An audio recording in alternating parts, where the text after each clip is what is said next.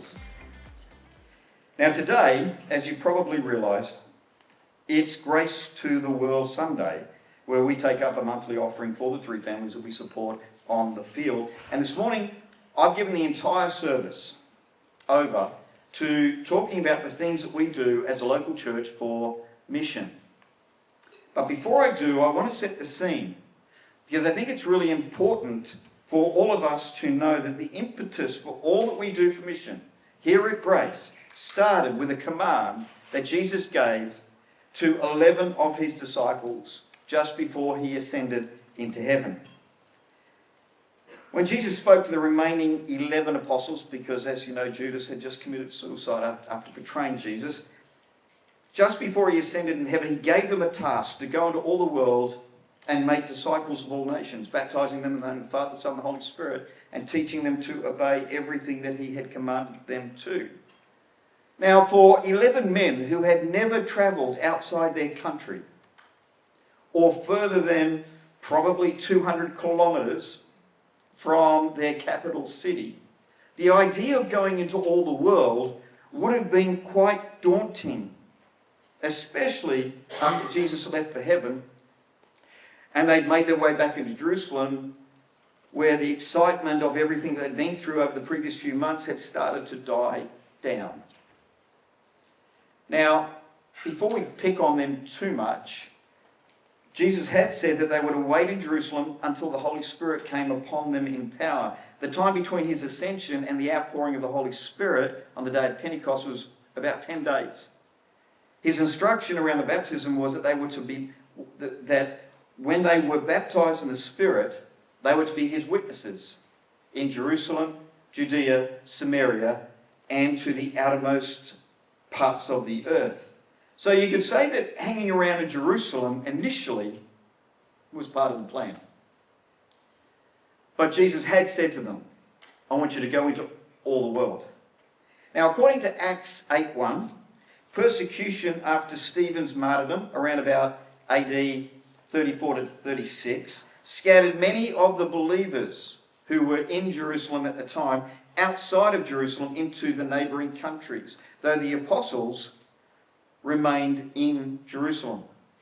By Acts 12, which is about 44 AD, we see James, the brother of John, martyred, and Peter in prison, indicating that they were still active in or around Jerusalem.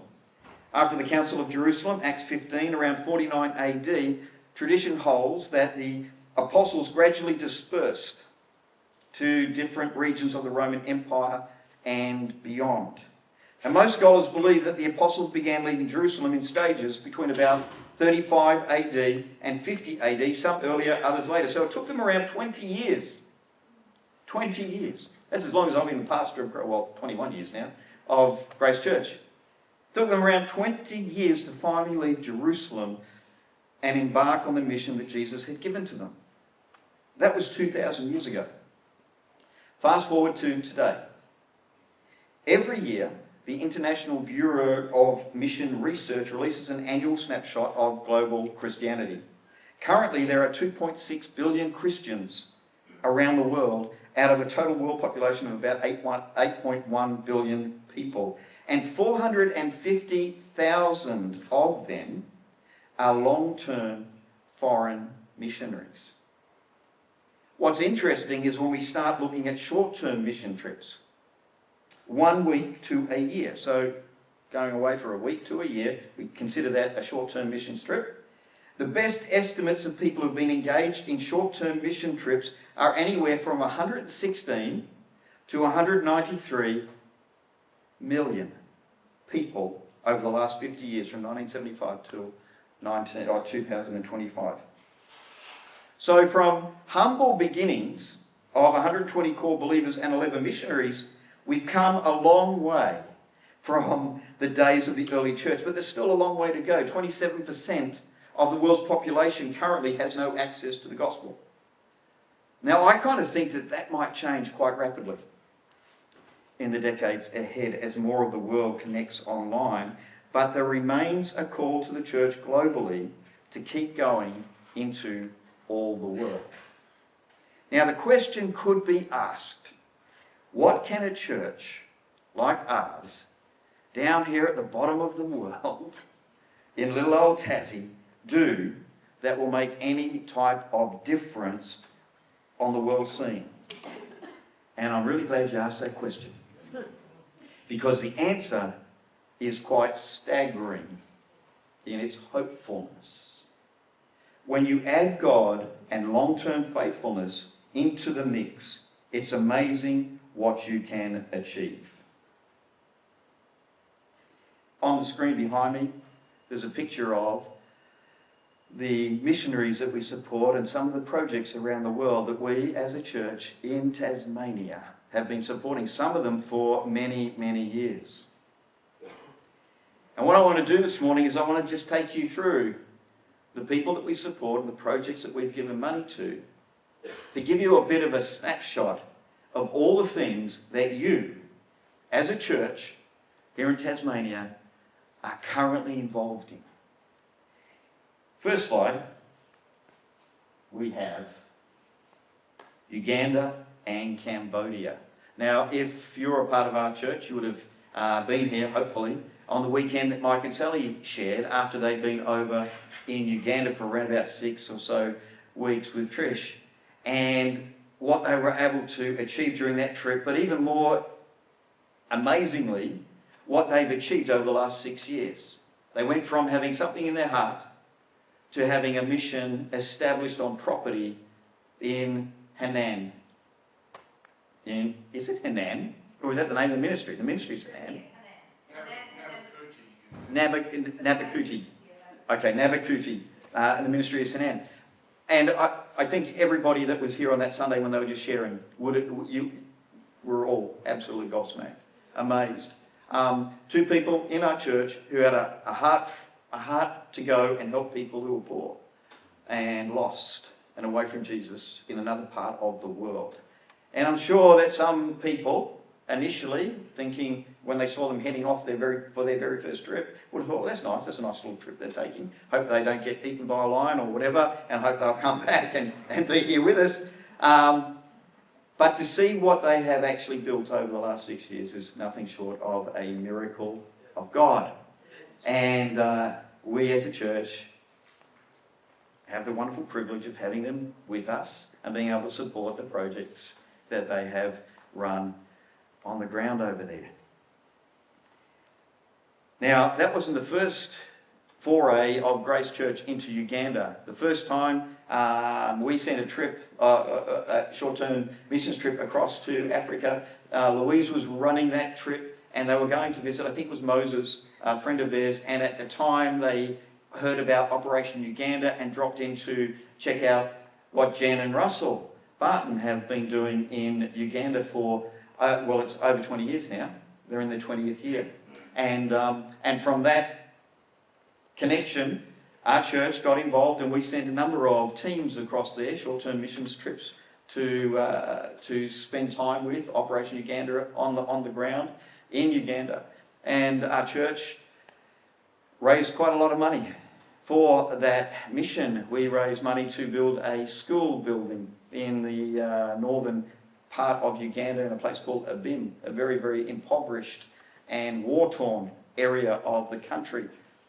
We also, in their first visit to Tasmania, because after Louise had made contact with them, they came back to Australia, and we had them down to visit our church when we were in the city. And they had a child sponsorship program that they were running, and we presented it to the church. And over the next few years, more than 70 people in our church took on sponsorship of children, which is a fairly massive outlay of cash from our own folk to help people in that part of the world. And along the way, we've been involved in various projects at different times with them. And then Cambodia, another couple from our church who are quite successful in business here in Tasmania and across Australia, who had a heart for Southeast Asia, and many, many years ago got connected with Paul and Deb Hilton, started doing things in Vietnam, and then felt the stirring of God to move out of Vietnam and into Cambodia, where they started just to take on projects to help the poor, the vulnerable those on the outskirts of society, those who didn't have the wherewithal to get ahead or to break out of the cycle of poverty that they were in, and just started to pour their heart and their finances and their love into the people of the world that Jesus came to reach. And we've had a number of opportunities to send trips across there, send teams across there, and I'll be talking a little bit more about some teams later on in my message this morning. But it's been absolutely amazing to see the outcome of people who want to do good for those that are vulnerable, for the poor, in that nation. And we continue to support them. The latest that we did, I think, was earlier on, one of the bake sales that we raised over $1,000 to purchase bicycles for kids so they get to school. And we're continuing to support the projects over there. On my next slide, we have Vietnam with Kelvin and Beck, and Lesotho with Josh and Belinda. Kelvin and Beck. Kelvin was with us just a number of weeks ago. If you weren't here for that, his message is online. You can listen to his message. They've been friends of our church for over 14 years. I first met them on a trip over there to visit Paul and Deb Hilton.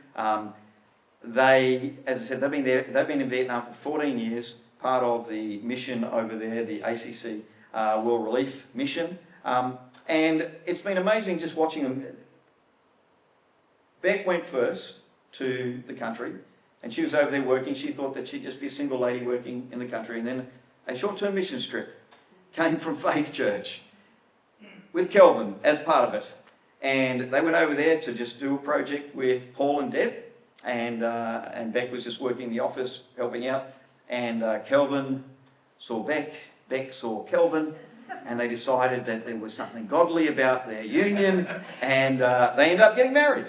And they actually came back to Australia, did some study, and then they both went back to Vietnam, where I met them. I actually stayed with them when they were only newly married in their house before they had kids. So they've had too little, they're not little anymore, they're as tall as I am. They had 2 children during the time that they've been there, and have been just an incredible inspiration to our church. The projects that they run over there have done amazingly well, and they're just the best people. Kelvin is got such a servant heart. He, as I said, he was here with us a couple of weeks ago back when we had the state conference, and he constantly kept saying to me, "Now listen, if you just want to leave me somewhere and just go off and do your own thing and whatever you have to do, I'll just sit on a chair somewhere, and you don't have to entertain me, you don't have to do anything for me. Look, if you need to take me to the airport early," his flight was, I think, had to get him down there at about 4 p.m. He was saying, "Oh, if you want to take me down at 1, that's fine, I'll just sit in the airport, you don't have just..." And I'm thinking, mate, you've just come down, you ministered in our church, you've just poured your heart out, you've poured your life out, and all you're thinking about is you don't want to be a pain. You don't want to be, to your hosts. Just fantastic people, incredible people, doing a wonderful job in a country that is very, very different to Australia. Very different to Australia. And decided that they would bring their family up, their kids up in that country. And that's cost them quite a lot over the years. But they felt it was worth it. And then Lesotho, Josh and Belinda Groves. We had Josh and Belinda with us, not last year, but the year before. They came down, they spent a weekend with us, spoke to our leaders, came and preached at church. Amazing story. She was a young lady who went across to Maseru, which is the capital city of Lesotho, working for the Australian government at the time as an observer of the national elections that were taking place. And while she was over there, she saw that in Maseru there were all of these street kids that were just running right throughout the day and throughout the night, and all sorts of terrible things were happening to them, and nobody was seemingly able to do anything to help them. And God really laid it upon their hearts that they were to do something for the street kids, and so they ended up moving to the country and setting up a school. Because they figured, well, it's one thing to look after the kids on the street, but we need to get them off the street, we need to reconnect them with their families or their extended family, and we need to give them a hope for the future. And once again, a couple, just an ordinary couple from Australia, heard the call of God, went overseas, to live in a country that most of you, if you visited it, you would be glad to leave it at the end of the day. I think Africa, out of all the places that I've visited, I've never visited India, but out of all the places I've visited, Africa is the most impoverished in lots of places.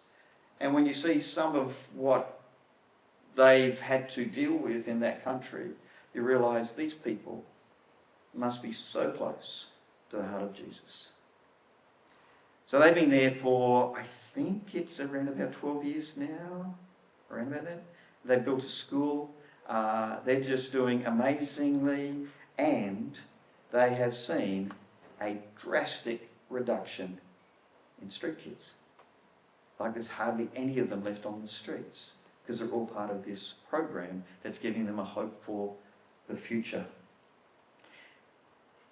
And then we had Belinda back at the beginning of this year for a conference, a church conference. And she's just got, this is something on her life that when she shares about mission, when she shares about the heart of Jesus for the poor, you just sit there and you're thinking, I don't even know if I'm saved. You know, it's like, this lady's amazing. And they've been an incredible blessing to our church. Now, the next slide has Deb and Paul Hilton and Robin Dang on it. Now, Deb and Paul, they originally went to, I was going to say New Zealand. Where did that come from? They originally went to Vietnam from Tasmania. Now, they're currently considered missionaries from New South Wales, which I have this long-running issue with. Because Paul and Deb moved to Tasmania in 1991. Do you know why I know that time? Because they moved to Tasmania. They arrived on the shore of Tasmania from the boat on the day that Deb and I got married. The 14th of the 12th, 1991. For a second I was thinking, I'm going to have something's going to go wrong with my thinking. And Deb will look at me. You should remember. 1991, and they joined our church, the church that we had planted. So I'd come down with a friend of mine and his wife. Many of you know the story. We planted a church, Liberty Assembly of God, here on the eastern shore of Hobart. And they joined our church. They were part of our church. Paul had come down to take over a business, which then went bankrupt. We just went belly up because the previous owner had all of these debts that he never actually shared with Paul before Paul bought the business. And Paul thought he was pretty business savvy. He thought he was pretty cool.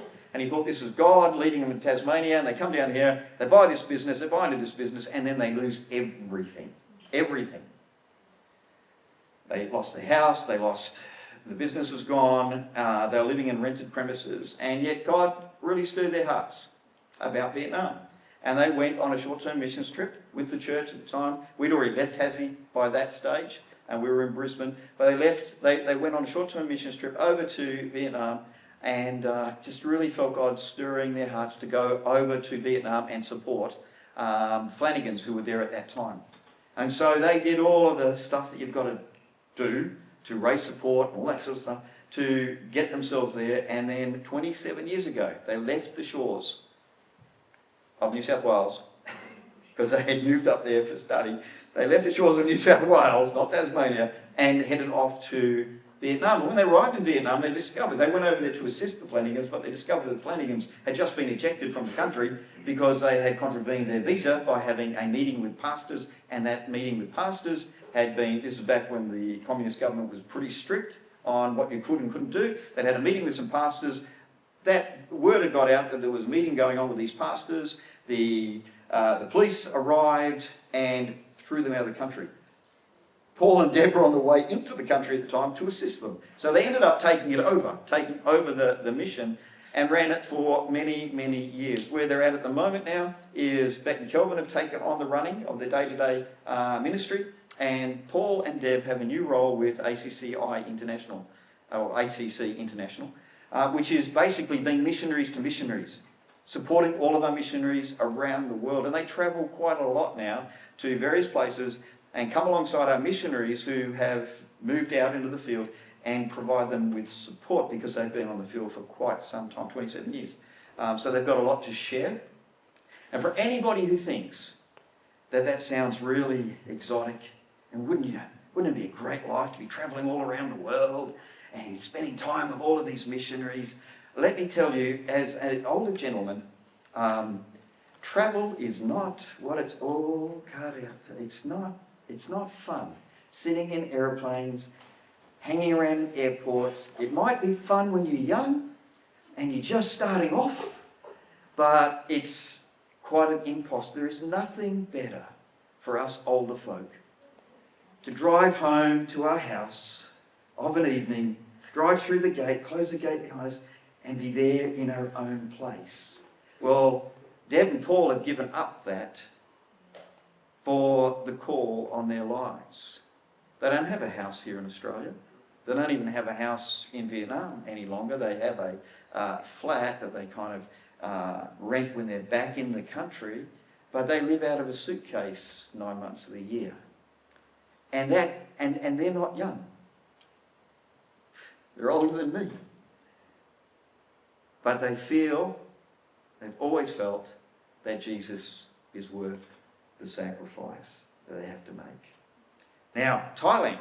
So Deb and Paul, they're the world. We've been supporting them as a church for 27 years. From the time they left, we've been sending money to them for 27 years and also raising money for projects in Vietnam when they were there and doing their work. Thailand, Rob and Dan. Now, Rob's an interesting character. I think some of you have met Rob. He's a Tasmanian boy through and through from Devonport. We won't hold that against him, will we, Matt? What good can come out of it? I mean, some great people have come out of the northwest coast, Rob being one of them. And you know, the funny thing is, this is the connections that we have with people. The first time Gus and I met Rob was at a youth conference that we were running down here in Hobart at the police academy. And at the end of the conference, we had a game of AFL. And Rob was one of the guys from up north, and he was kicking the football around. And he remembers that. I can't, because I can't play football for quids. I try to block that out of my mind, right? But he remembers that. Oh, that's when I met Gus and you and Rupert, another guy who was in the youth group that I used to run at the time. But then Rob left Tassie and moved up to Cairns. And when he was in Cairns, the church up there went on a short-term missions trip to Thailand. And Rob went with them. And whilst he was over there, he fell in love with the country, with the Thais, and one particular Thai lady, Dang. And Rob ended up going back, marrying Dang. They've had a little girl called Natalie. And during a lot of the time, he's been over there for over 20 years now, and during a lot of the time that he was there, he was supporting Dang. She was working for The River, which is a Christian ministry run by Eric and Mariana Clark. Thanks. I practiced their names before I got here this morning, and I thought, I'm going to have a blank. Eric and Mariana Clark. So, but about 3, maybe 4 years ago, Dang felt her time with them was coming to an end, and they had a real heart for the poor in some of the more out-of-the-way places in Thailand. And Rob, who had been doing a lot of handyman work up until then, really threw himself into developing what is now called Seeds of Hope Thailand. Our church developed a website for them. I also managed to get them in contact with a number of missionaries on the field who were pretty savvy when it comes to raising finances, because it's a difficult job. You want to do the work, but you also have to raise finances. You can't raise finances necessarily from the locals. You've got to raise finances from people back here in Australia. And to do that, you've got to come back to Australia. And you've got to create connections and all that sort of stuff. And I often feel that what our missionaries have to do is kind of a little bit unfair. They're doing the work on the field, and yet they still have to raise finances back here. And it's just a massive ask. So it's always great when we can help make that a little bit easier for them. So Rob and Dang over the last 3 or 4 years have been running this ministry called Seeds of Hope, and they're doing it really, really well. And Rob's becoming quite proficient in taking videos of himself and sending them back. And I reckon he's a natural. He thinks he's hopeless, but I laugh every time I see one of his videos, because I remember where he's come from and where he is now. And he's always going on about, the Grace people need to come over here and visit me, right? And we're going to talk about that in just a moment. So they're the people that we're supporting, and who we have supported over the last years. Now, it doesn't mean that we haven't supported others. We supported MPART for quite some time. Actually, during the time we supported MPART, We gave $250,000 to the incredible work that they've been doing in India. We've also supported people in South America and other places around the globe. But at the moment, they're the ones that we're currently supporting, the ones that have been on the screen behind us. Now, where to? Where do we go from here? Well, we've got a number of exciting opportunities for you coming up next year. And they are, every 2 years, the Australian Christian Churches holds what they are now calling, used to be Pan-Asia, but now they're calling it their International Conference in Thailand. And they gather together all of their missionaries from around the world.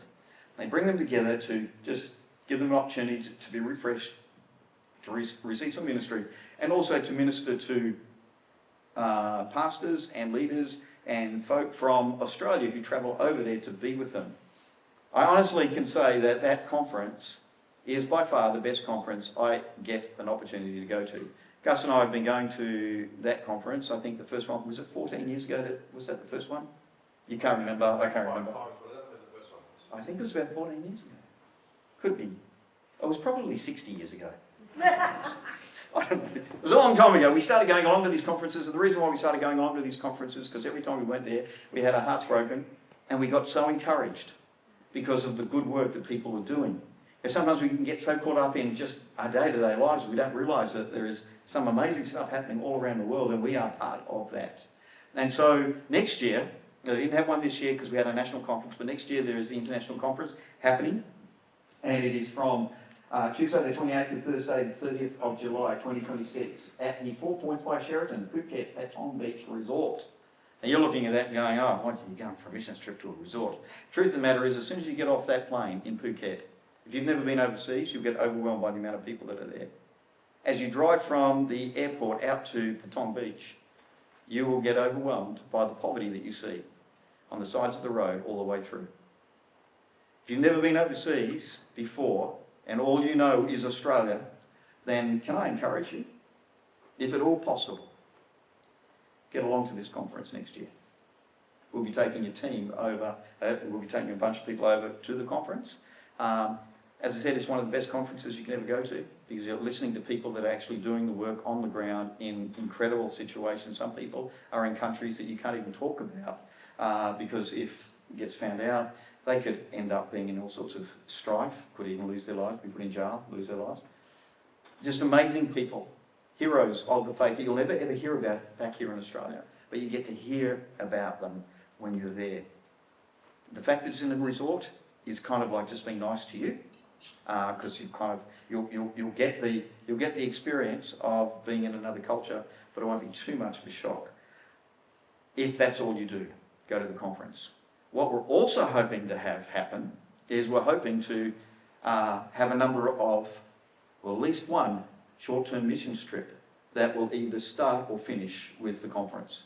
So the conference could be, it starts and we go off, or it could be that we come. Now I know that Mike and Sally are heading off to Uganda before the conference, and they'll be finishing their trip to Uganda at the conference, and they're quite happy to take a team with them to Henan, so you can see the work that they're doing over there. So it'll be, you go to Uganda, and then you come back via Thailand, you go on to the conference, and you come back to Australia.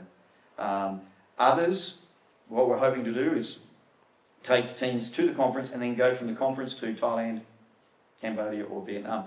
But what we'll do is we will put out a survey and ask people, is there a country that's on your heart that you'd like to go to? And then we'll look at the response that we get, and then we'll organise the trip.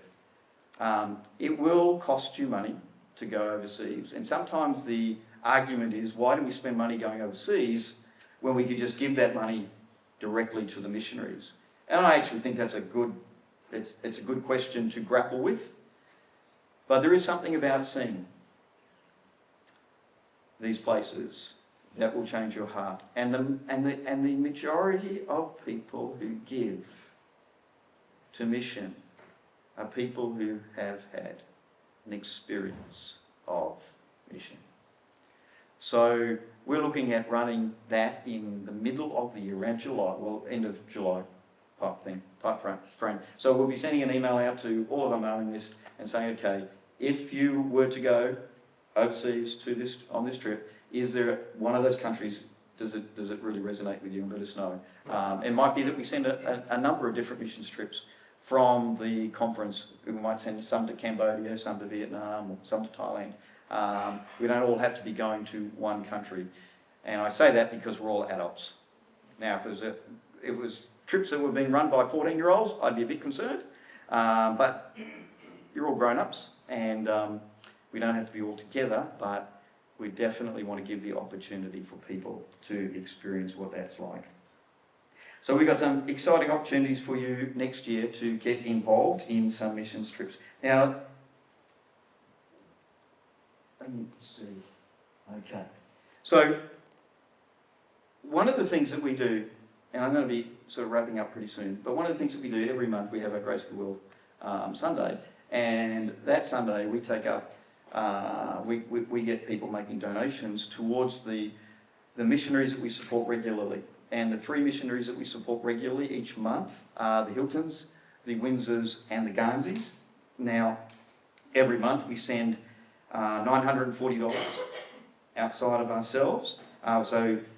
We, from the money that is given, that's donated, we send $940. We give $300 to the Windsors, $300 to the Hiltons, and the Guernseys get $290. I don't know why they got $290, not $300. I think we just started with $100 originally with them per month, and then ACCI, one partner support, we give $50. Now, it struck me at the beginning of this year, then all the time that I've been the pastor of our church, we actually haven't increased the giving that we have given to, in particular, these people, except for the Guernseys, because we started off so low. And I realised just this year that every year, what we give them actually becomes less because of inflation. So $300 10 years ago is worth more than $300 today, correct? Okay. And I thought, we really need to do something about that. The reality of it is, we don't have a lot of money in our missions account because everything that comes in goes out. And just this will encourage you, all right? So we send away $11,280 a year, all right, for those things that I just mentioned. But that's not all we raise and give out every year.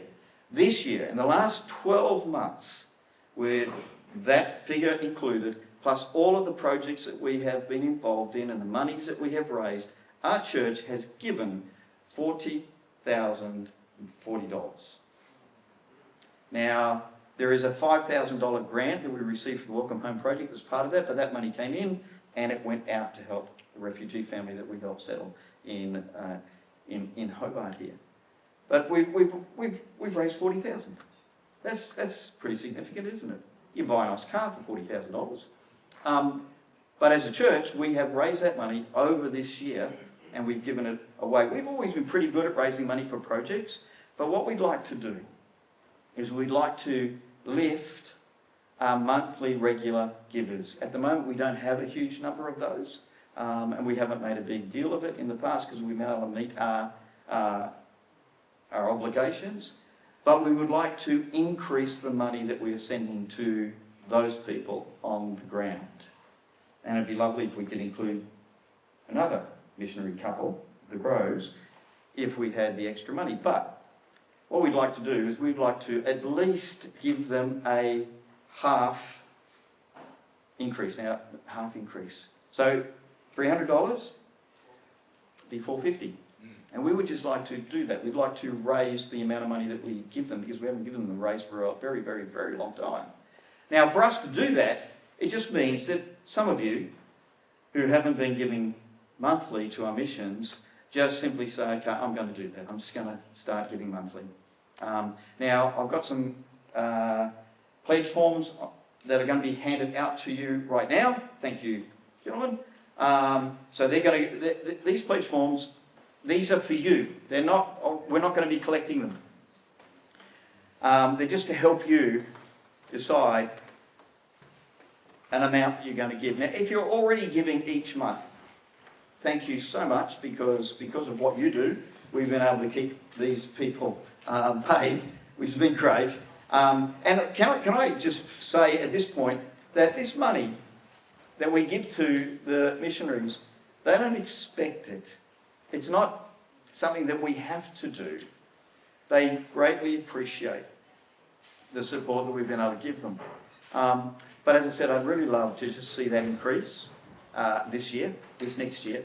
So on that pledge form, it's just got a space for you to write an amount of money that you think you'd like to pledge for missions each month. And it's got our bank account details. And what I'd encourage you to do is, rather than give via credit card on our website, which you can do, the problem with that is every time you buy a credit card, you have to pay a credit card processing fee, which if you don't, it just comes off the amount of money that you give to us. And who wants to give the banks more money? We'd rather all of the money that we give goes to the people who want. So I'd encourage you to set up an automatic deduction from your bank account. That's how Deb and I do all of our giving. Our tithe each week is just an automatic deduction. Giving to our missions giving is an automatic deduction. Payment for the children that we sponsor is automatic deduction. We don't even have to think about it. It just goes out of our account, which is why we're so poor. No, that's not true. God blesses us greatly. But we've just set it up as an automatic deduction. I'd encourage you to do that. Now, there is absolutely no obligation on you, which is why we're not collecting these pledges from you. There's no place on there to put your name. We're not going to be collecting these pledges from you. There's no obligation from the church that you will pay your pledge. It's just simply between you and God. And as I said that, I thought, oh, that's just going to make some people feel really guilty right now, saying God sees everything. You know, it's like, no, it's just between you and God. And that's just a way that can help you work. Because the thing is, with a group of people, this amount of people, we don't need lots of money from everybody. We just need lots of people giving a little. And if we all give a little, it's amazing what we can do collectively, which is what we have seen as a church over the years. We have given literally millions of dollars away outside of our local congregation here in Tasmania, at the bottom of the earth. We've given millions of dollars away to projects all around the world. So if I can use those back. Now, you've heard some great figures and stats this morning, which should encourage you. But the question I need to ask you is, what are you willing to do for Jesus? Is Jesus worth your treasure? Not just your heart, not just your time, but is he worth your treasure? Because in the words of Jesus, your heart follows where you place your treasure. And this isn't, I'm not saying this to guilt you into giving. I'm not saying this to guilt you into going. I'm saying this because it's a truth that I have realized in my own life, that wherever I place my treasure, my heart has automatically followed.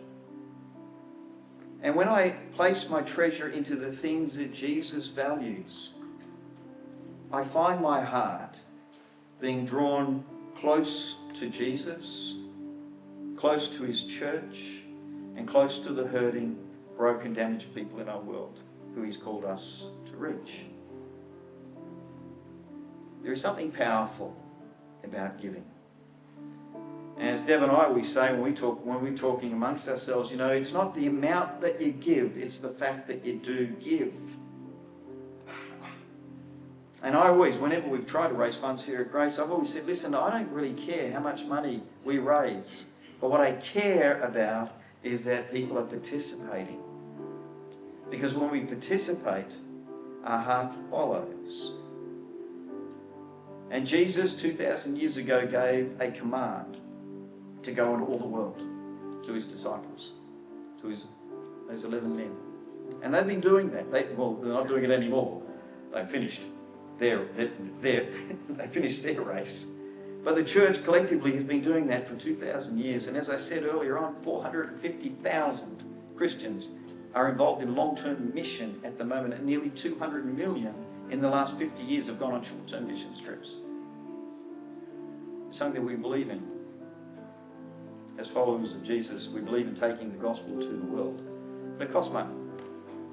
And I'd really like it if we could this year increase the amount of money that we're giving to our missionaries that have been faithful and have been serving Jesus on the field for many, many years.